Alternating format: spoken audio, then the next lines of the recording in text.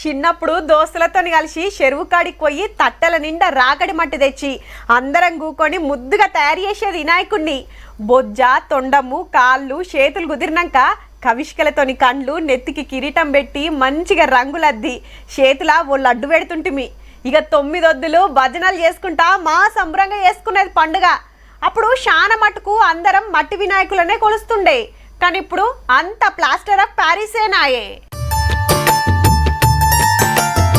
Right, మొదలు మట్టిని నానబెట్టి మెత్తగా అయ్యేటట్టు ఆరబెట్టి ఆ టెనక బుత్తంత తీసుకొని ఇక ఇగ్రం చేత్తోని చెక్కుడు చాలు చేసిండు. వారెవ్వా, చూస్తుండగానే బొజ్జ Ganapati ready.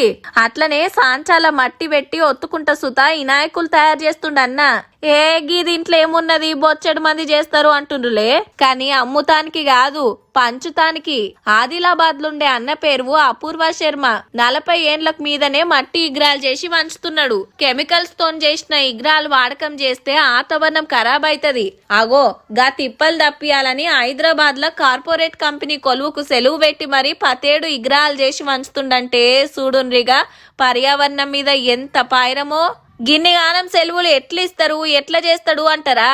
Work from home తీసుకున్న తర్వాత లేకపోతే ఏదైనా వేరే ఆప్షన్ వస్తే ఇదే పని మీద ఫోకస్ చేస్తాను. చిన్నప్పుడు నాయన చేస్తుంటే చూసి నేర్చుకున్నాడట. కళ అంటే మస్తు పాయిరమాట. ఏం తక్కువ 32 తీర్ల బొమ్మలు తయారు చేస్తాడన్నా. చాలా మందికి ఇగ్రాలు ఎట్లా చేయాలనో నేర్పిస్తాడట కూడా. అట్లా అని అందాజ చేసినట్టు అందాజ బట్టి మట్టి విసికి బొమ్మ చేయడంలో అంత శాస్త్రం ప్రకారం నడుస్తుంది. ఇవన్నీ మన పాత శిల్ప శాస్త్రం నుంచి తీసుకొని మేము చేస్తాము. దేవతల అవతారాలు ఎరక చేస్తట్టు తీర్తి విగ్రహాలకు జీవం పోస్తాడు. పండుగ పూరాగా దగ్గరకు వచ్చినాక మట్టి తెచ్చి దబ్బ బొమ్మలు చేస్తాడేమో అనుకునేరు. ఎండకాలంలోనే ఎప్పుడైతే చెరువులు అవన్నీ ఖాళీ అయిపోతాయి, చెరువు నుంచే మేము మట్టి తీసుకొని పెట్టుకుంటాం రెడీగా. ఆ మట్టితోనే ఈ మట్టి ఫైనల్ ఈ స్టేజ్ లో తీసుకొని వస్తాం. నెలల ముందే మట్టి తీసుకొచ్చి ఇట్లా నానబెట్టి సన్నటి మట్టి తయారైనాక పురుసాత్గా కూసోని ఇగ్రాలు చెక్కుతాడన్నట్టు. మట్టి వినాయకులు చేసి పంచటానికి కొలువుకు సెలవు పెట్టి మరీ తనలాడుతున్నాడంటే ప్రకృతి మీద అన్న పాయిరాన్ని తారీఫ్ చేయాల్సిందే.